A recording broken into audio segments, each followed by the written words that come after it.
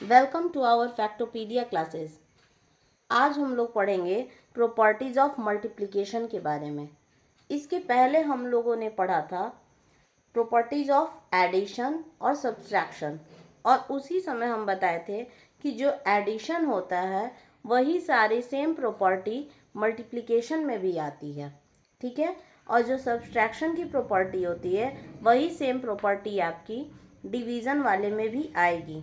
तो अभी हमको पढ़ना है, क्या पढ़ना है? Properties of multiplication.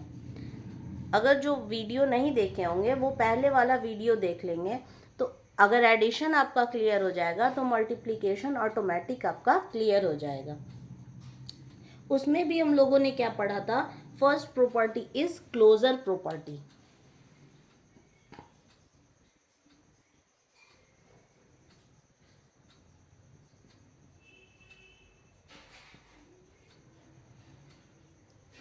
Closure property के बारे में हम लोगों ने सबसे पहली बार में पढ़ा था। और क्लोजर प्रॉपर्टी क्या कर रहा था? एडिशन का, कि दो अगर होल नंबर को हम ऐड करते हैं तो थर्ड वन जो आएगा उसका रिजल्टेंट जो आएगा वो भी एक ऑड नंबर ही आएगा। तो इसी तरह से इसमें भी हम लोग पढ़ेंगे किस चीज़ के बारे में? अगर दो मल्टीप्लाई है तो मल्टीप्लाई के बारे में हम जानेंगे कि दो नंबर को अगर हम मल्टीप्लाई करते हैं, कोई दो होल नंबर है, तो जो रिजल्टेंट आता है ये भी हमारा एक होल नंबर ही होगा। जैसे बिना एग्जाम्पल के कोई क्लियर नहीं हो पाता है। अगर हम एग्जाम्पल लें, सपोज 2 और 3 को मल्टीप्लाई करोगे तो क्या आएगा? 6 आएगा। तो ये क्या हुआ? 2 भी एक होल नंबर है और 3 भी एक होल नंबर है और 6 भी एक होल नंबर ही है। तो क्लोजर प्रॉपर्टी में तो सेम जैसे एडिशन का था वैसे ये मल्टीप्लिकेशन का, सिर्फ सिंबल चेंज हुआ है, ठीक है। दूसरी प्रॉपर्टी का नाम था बच्चा कॉम्यूटेटिव प्रॉपर्टी। सारे प्रॉपर्टी का नेम आपको याद रखना होगा, कॉम्यूटेटिव प्रॉपर्टी, ठीक है। कॉम्यूटेटिव प्रॉपर्टी में क्या होता है? आपको अगर एडिशन वाला कॉम्यूटेटिव प्रॉपर्टी याद होगा तो आपको मल्टीप्लिकेशन की कॉम्यूटेटिव प्रॉपर्टी में कोई डिफरेंस नहीं होगा, ठीक है। कॉम्यूटेटिव प्रॉपर्टी ये कहता था एडिशन का कि a प्लस बी अगर है तो b प्लस ए भी इक्वल होगा। वैसे ही इसमें अगर हम देखेंगे कि a को अगर b से मल्टीप्लाई करेंगे तो उसकी वैल्यू b इंटू ए के बराबर ही आएगी।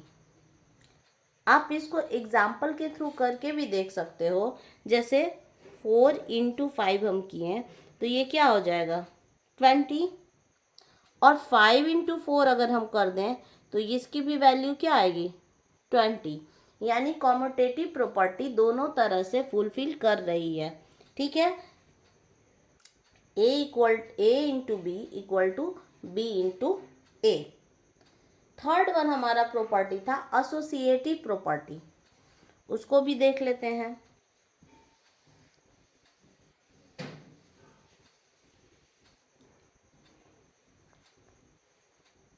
Third one is our associative property. जैसे जैसे एडिशन का जा रहा है वैसे वैसे इसका भी होगा, दोनों में कोई डिफरेंस नहीं होता है, सिर्फ सिंबल का, हमेशा इस चीज़ को याद रखिए, सिर्फ सिंबल का चेंज होता है। एसोसिएटिव प्रॉपर्टी में क्या लगता था? हमारा ब्रैकेट, ब्रैकेट का यूज़, और ब्रैकेट का एक वीडियो भी हम अलग से बनाए हैं। जिनको ब्रैकेट में डाउट होगा कि ब्रैकेट पहले सॉल्व करेंगे कैसे सॉल्व करेंगे, तो आप जो ब्रैकेट वाली वीडियो है उसको आप देख लीजिएगा, उससे आपका ज़्यादा क्लियर हो जाएगा, ठीक है। एसोसिएटिव प्रॉपर्टी में हम चलते हैं, कैसे इसको करते थे भाई? A into B into C is equal to A into B into C. उसमें मल्टीप्लाई ना होके ऐड होता था। अब इसको करके भी देखते हैं कि ये सही है कि नहीं है। अगर हम नंबर ले लिए 2 इंटू 3 इंटू 4, ठीक है। आप तो यहाँ पहले ब्रैकेट को सॉल्व कीजिएगा, तो 3 2 जा 6, 6 इंटू 4 आएगा, 6 4 जा 24। क्लियर है। अगर हम यहाँ पे ले रहे हैं 2 इंटू 3 इंटू 4, ठीक। अब ब्रैकेट को पहले सॉल्व करेंगे तो 3 इंटू 4 क्या हो जाता है 12, ठीक है। और 12 इंटू 2 क्या हो जाएगा 24। तो देख रहे हैं किसी भी कंडीशन में हमारा जो वैल्यू है वो 24 ही आ रहा है, मतलब एसोसिएटिव प्रॉपर्टी हमारी फुलफिल करती है। जैसे एसोसिएटिव प्रॉपर्टी ऑफ एडिशन होता है, वैसे ही एसोसिएटिव प्रॉपर्टी ऑफ मल्टीप्लिकेशन भी होगा। क्लियर है। चलिए अब आगे चलते हैं और मल्टीप्लिकेटिव आइडेंटिटी के बारे में हम बात करते हैं, ठीक है। Fourth one is our multiplicative identity. उसमें इसका नाम चेंज था, उसमें हम लोग इसको एडिटिव आइडेंटिटी कहते थे। एडिटिव क्यों? क्योंकि एडिशन से रिलेटेड वो था, ठीक है। ये मल्टीप्लाई से रिलेटेड है, इसलिए मल्टीप्लिकेटिव आइडेंटिटी। मल्टीप्लिकेटिव आइडेंटिटी उसमें एडिशन क्या हो रहा था, हम लोग ज़ीरो से ऐड कर रहे थे, ठीक है। तो इसमें भी क्या करेंगे, इसमें हम लोग मल्टीप्लिकेटिव आइडेंटिटी में ज़ीरो से नहीं 1 से, किसी नंबर से अगर हम 1 को मल्टीप्लाई करते हैं तो वो हमारा सेम नंबर ही आएगा। ये हमारा मल्टीप्लिकेटिव आइडेंटिटी कहता है। आप इसको करके भी देख सकते हो। अगर हम सपोज 4 ले लिए वो नंबर, 4 से 1 को मल्टीप्लाई करेंगे तो हमारा रिजल्टेंट क्या हो जाएगा 4। क्लियर है। तो मल्टीप्लिकेटिव आइडेंटिटी भी हो गया। अभी इसमें एक और प्रॉपर्टी पढ़ना है, मल्टीप्लिकेटिव प्रॉपर्टी ऑफ ज़ीरो। हम लोग उसमें 4 प्रॉपर्टी ही पढ़े थे, इसमें हम 5 प्रॉपर्टी पढ़ेंगे क्योंकि एक ज़ीरो एक्स्ट्रा में अब चला जाएगा। तो मल्टीप्लिकेटिव आइडेंटिटी पढ़ लिए, अब मल्टीप्लिकेटिव प्रॉपर्टी ऑफ ज़ीरो पढ़ेंगे, ठीक है।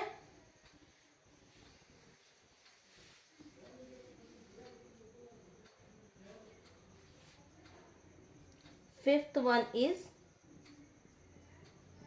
multiplicative property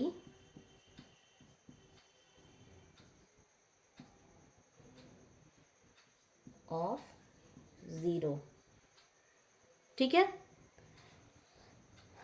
नाम से ही स्पष्ट है कि ज़ीरो मतलब इसमें लड्डू पेड़ा वाला गेम है। तो मल्टीप्लिकेटिव प्रॉपर्टी ऑफ ज़ीरो ये कहता है कि किसी भी होल नंबर में अगर आप ज़ीरो से मल्टीप्लाई करेंगे तो उसका रिजल्टेंट हमेशा ज़ीरो आएगा। मतलब कोई भी नंबर है, इसमें अगर हम ज़ीरो से मल्टीप्लाई कर दिए तो इसकी वैल्यू ज़ीरो ही होगी। चाहे वो नंबर तुम कुछ भी ले लो, 9999, हम इतना सारा नंबर ले लिए हैं, लेकिन अगर हम मल्टीप्लाई कर दिए ज़ीरो से तो उसका रिजल्टेंट हमेशा ज़ीरो आएगा। और बहुत बच्चे एग्ज़ाम में इसको गलती किए हैं।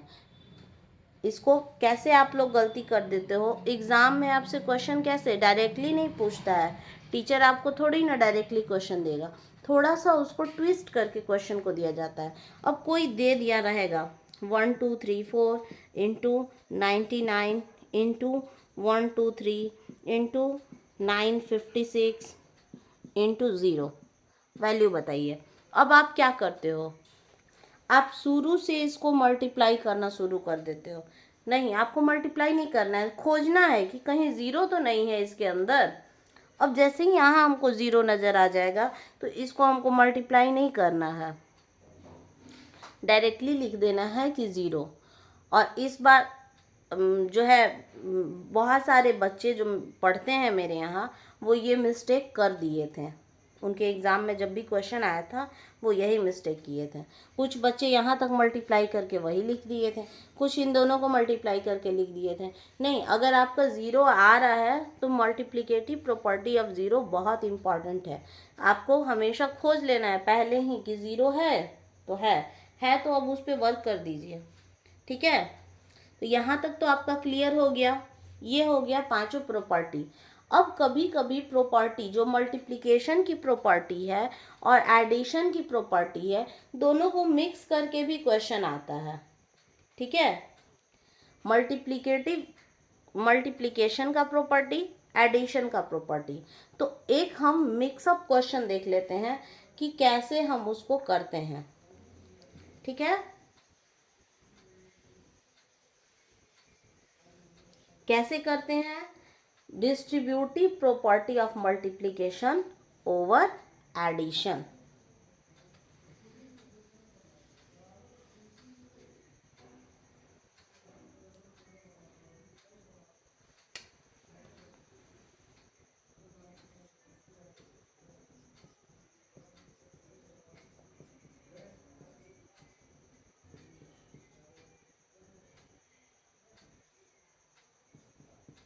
हम लोग डिस्ट्रीब्यूटिव प्रॉपर्टी इसी को लेके चलते हैं। डिस्ट्रीब्यूटिव प्रॉपर्टी, पहले जो डिस्ट्रीब्यूटिव प्रॉपर्टी है हम क्या लेंगे? मल्टीप्लिकेशन ओवर एडिशन, मतलब मल्टीप्लाई के साथ साथ ऐड भी, उसको हम लेके चलते हैं। मल्टीप्लिकेशन ओवर एडिशन कैसे? वो भी डिस्ट्रीब्यूटिव प्रॉपर्टी को फॉलो करते हुए। इसमें क्या होगा, आपको क्वेश्चन कैसे दिया जाएगा? सिंपल क्वेश्चन तो आपसे डायरेक्टली कल हम कुछ क्वेश्चन वीडियो में करवाए भी थे। जो बच्चे नहीं किए होंगे प्रीवियस वीडियो देख लीजिएगा, उसमें कुछ क्वेश्चन हम लोग वर्ड प्रॉब्लम्स के भी क्वेश्चन को देखे थे कि कैसा कैसा क्वेश्चन आता है इस चीज़ से रिलेटेड। देखिए अब इसमें क्वेश्चन कैसे दे देगा, आपको क्वेश्चन दे देगा जैसे सपोज 25 है, इसको मल्टीप्लाई करने को दे देगा 3 + 7 से। अब बच्चे क्या करेंगे? जिनको आता है वो तो फटाक से कर देगा। अब कुछ बच्चे करेंगे कि 25 को 3 से मल्टीप्लाई करेंगे और 25 को 7 से, 25 को 3 से और 25 को 7 से, और इसको मल्टीप्लाई करके तब लिखेंगे। ठीक, तो ये क्या हो जाएगा? 75 + 175 250। ऐसे भी कर सकते हो, या आप इसको सेकंड वे में बना सकते हो कि 25 है और क्या करना है, ब्रैकेट का काम पहले करना है। तो 7 और 3 10 हो गया और तुरंत हम लिख दिए 250। ठीक है, तो डिस्ट्रीब्यूटिव प्रॉपर्टी तो ये कहता है, लेकिन आप डायरेक्टली ब्रैकेट वाला अगर आप पता है आपको तो आप वैसे उसको सॉल्व कर सकते हैं। डिस्ट्रीब्यूटिव प्रॉपर्टी के अकॉर्डिंग चलेगा तो यही वर्क होगा। ठीक है, अगर आपके एग्जाम में दे दिया कि with the help of distributive property solve करना है तो आप ऐसे सॉल्व कीजिएगा। और सिर्फ ये एडिशन के लिए नहीं होता है, सब्सट्रैक्शन के साथ भी ये केसेस आता है। तो सब्सट्रैक्शन को भी देख लेते हैं।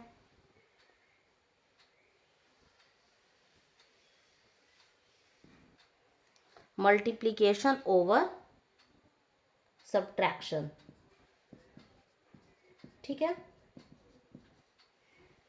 उससे भी रिलेटेड एक क्वेश्चन देख लिया जाए कि कैसे होगा।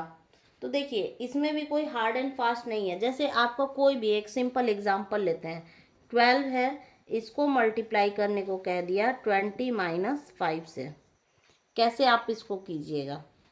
तो क्या कीजिएगा, डिस्ट्रीब्यूटिव प्रॉपर्टी के अकॉर्डिंग 12 × 20 - 12 × 5, ये हो गया 240 और ये हो गया 60। इसको डिड्यूस करेंगे तो आ जाएगा 180। ये हो गया डिस्ट्रीब्यूटिव प्रॉपर्टी के अकॉर्डिंग।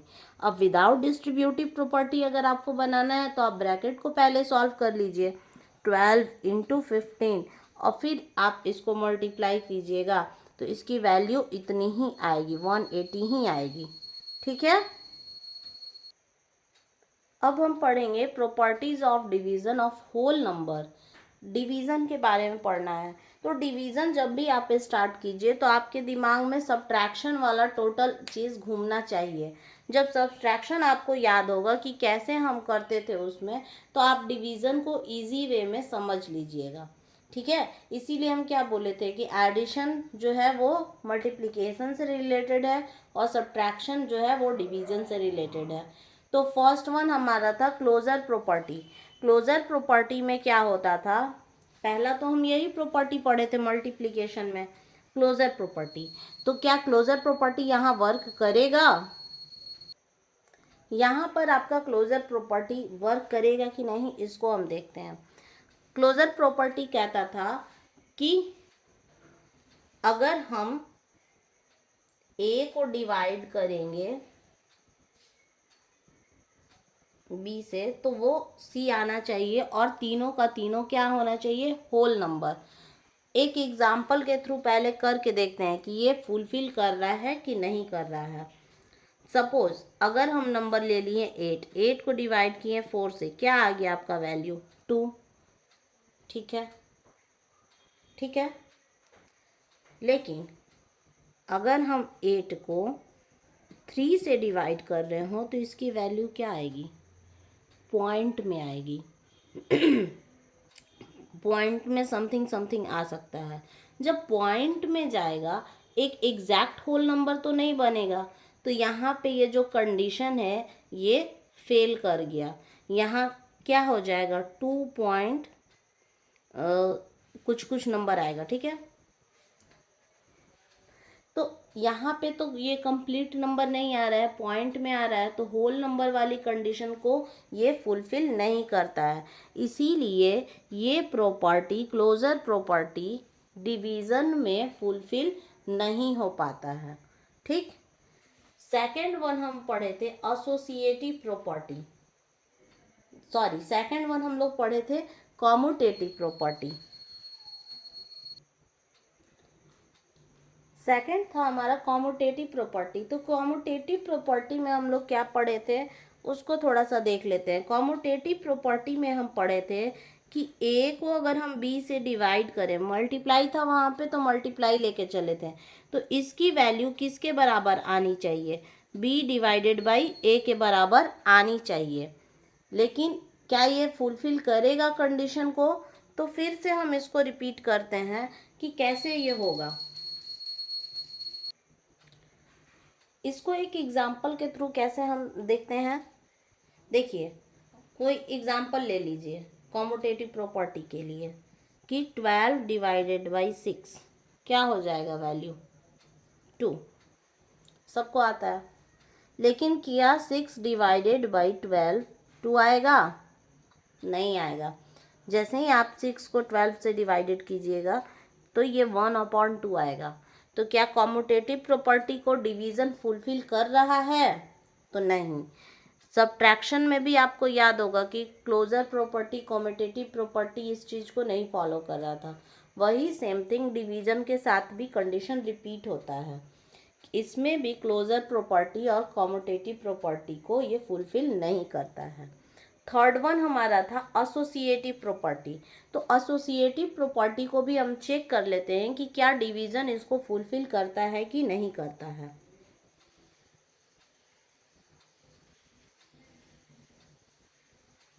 हमारा एसोसिएटिव प्रॉपर्टी क्या कह रहा था, एसोसिएटिव प्रॉपर्टी ये कहता था कि हम ब्रैकेट वाला ऑप्शन लेके चलते थे, A divided by B divided by C is equal to A divided by B divided by सी।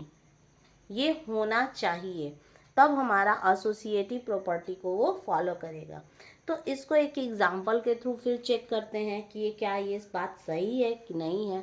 जैसे एक एग्जांपल लेते हैं, ए की जगह हम ले लेते हैं 40 और बी के जगह ले लेते हैं 10 और इसको सी के जगह हम ले लेते हैं 2।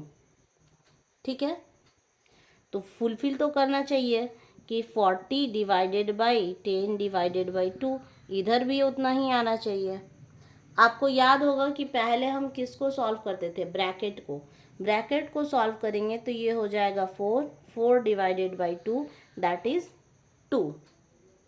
यहाँ पे चलते हैं, ये हो गया, ब्रैकेट को पहले सॉल्व करेंगे, 40 को वैसे ही छोड़ देंगे, तो 10 डिवाइडेड बाई 2 दैट इज़ 5 और 40 डिवाइडेड बाई 5 दैट इज़ 8। क्या ये दोनों सेम आया? नहीं आया। यानी कि एसोसिएटिव प्रॉपर्टी को भी डिवीज़न फुलफिल नहीं करता है, यानी एसोसिएटिव प्रॉपर्टी ऑफ डिवीज़न नहीं होता है। ठीक है, अब चलते हैं इनवर्स ऑपरेशन। आपको सब्ट्रैक्शन में याद होगा, वहाँ पे भी हम इनवर्स ऑपरेशन बताए थे, तो इसमें भी हम लोग पढ़ेंगे इनवर्स ऑपरेशन के बारे में। ठीक है, इनवर्स ऑपरेशन, उसमें याद था सब प्लस था, हम लोग पढ़ना था सब्ट्रैक्शन का, लेकिन हम उसको चेक कैसे करते थे? प्लस करके, मतलब ठीक उसका उल्टा। तो यहाँ अगर डिवाइड है तो आपके दिमाग में ये कॉन्सेप्ट तुरंत स्ट्राइक करना चाहिए कि मल्टीप्लाई से हम इसको चेक करेंगे। जैसे आपको एक क्वेश्चन दे दिया कि 24 को डिवाइड कीजिए 4 से, तो 24 को अगर 4 से डिवाइड कीजिएगा तो इसकी वैल्यू आएगी 6। अब हम इसको चेक कैसे करेंगे? इसको चेक करेंगे 6 इंटू 4, ये आ गया 24, ये 24, ये 24 आ गया। मतलब आपको क्या करना था? इनवर्स, इनवर्स मतलब होता है उल्टा, माइनस, अरे सॉरी, डिवाइड, तो डिवाइड का उल्टा मल्टीप्लाई। हम इनवर्स करके चेक कर लिए हैं, तो इनवर्स ऑपरेशन डिवीज़न में फुलफिल होता है। तो इनवर्स ऑपरेशन दो चीज़ का हो गया, इनवर्स ऑपरेशन ऑफ सब्सट्रैक्शन और inverse operation of division. Clear है? यहाँ तक तो कोई दिक्कत नहीं। अभी डिवीज़न में और भी प्रॉपर्टी को पढ़ना है। एक प्रॉपर्टी आती है, इसी के साथ बताते चल जाते हैं, division by 1।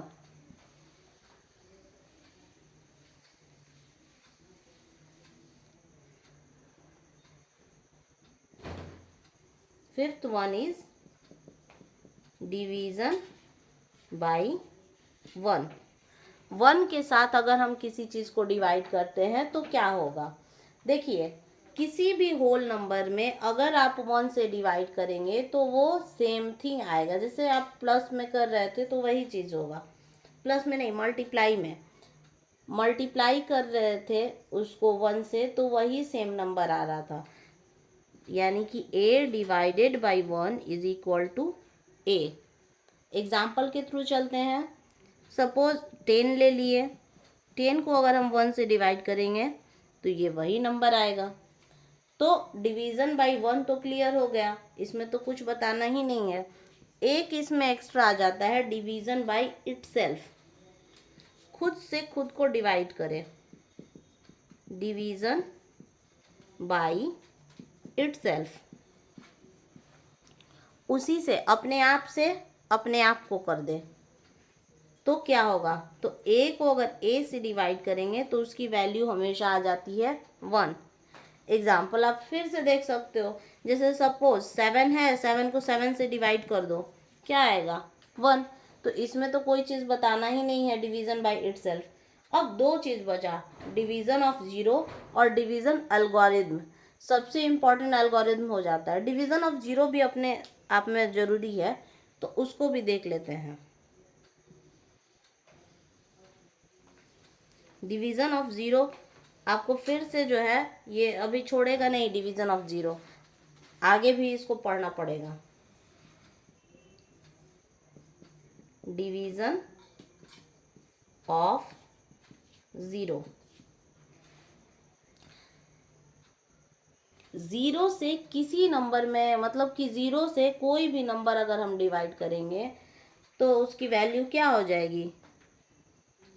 0 divided by any number, उसका रिजल्टेंट 0।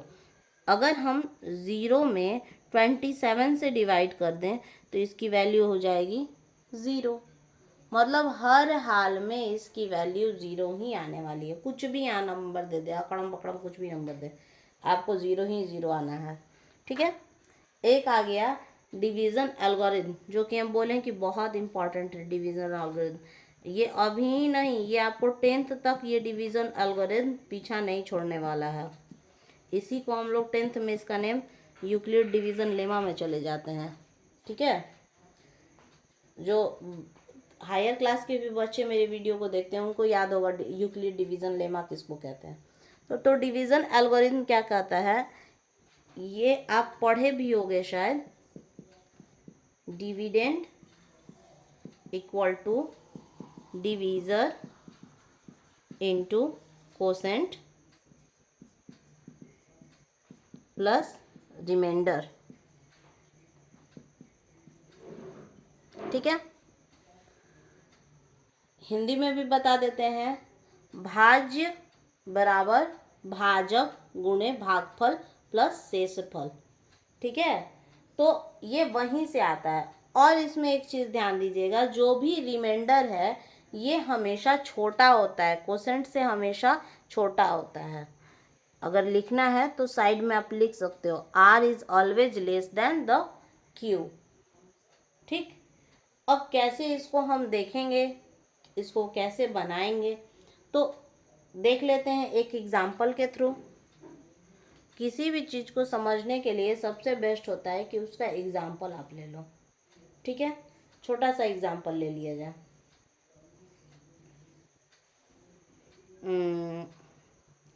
डिवाइड करते हैं किससे,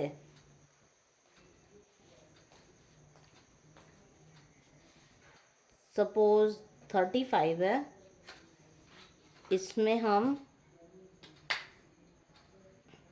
80 को डिवाइड करते हैं। ठीक है, छोटा सा एग्जांपल, डिवाइड करोगे तो 35 टू जा 70 आता है, कितना बचा 10। ये तो आपका हो गया। इसको प्रूफ कैसे करोगे, डिवीज़र यहाँ क्या है, देखिए डिवीज़र जो होता है ये ऊपर वाला होता है कोसेंट, ये हो गया डिवीज़र और ये हो गया रिमाइंडर। ठीक है, अब इसको प्रूफ करने की बारी है। तो डिवीज़र के जगह डिवीज़र लिखिए, कोसेंट की जगह कोसेंट लिखिए और रिमाइंडर की जगह रिमाइंडर को लिख लीजिए। ठीक है, 35 टू जा 70, 70 और 10 सॉरी 70, 70 और 10 80 आ गया। ये वैल्यू कैसे आया, ये डिविडेंड के बराबर आ गया। तो इसी तरह से आपको प्रूफ करने के लिए क्वेश्चन दिया जाएगा। तो और भी हम इसके साथ वर्ड प्रॉब्लम को देखेंगे। आज तो हम लोग पढ़ लिए डिवीज़न एल्गोरिथम के बारे में, तो और भी इससे रिलेटेड आज हमारी सारी प्रॉपर्टी कंप्लीट हो गई। तो इसके साथ हम लोग और भी वर्ड प्रॉब्लम को देखेंगे आगे के नेक्स्ट वीडियो में। ठीक है, और अगर आपको आज जो भी टॉपिक पढ़ाए हैं इससे रिलेटेड कोई भी डाउट होगा तो आप कमेंट सेक्शन में हमसे पूछ सकते हैं। और अगर आपको आज का वीडियो अच्छा लगे तो लाइक कीजिए, शेयर कीजिए अपने फ्रेंड्स के साथ, ज़्यादा से ज़्यादा शेयर कीजिए और सब्सक्राइब कीजिए। ठीक है, जय हिंद बच्चों।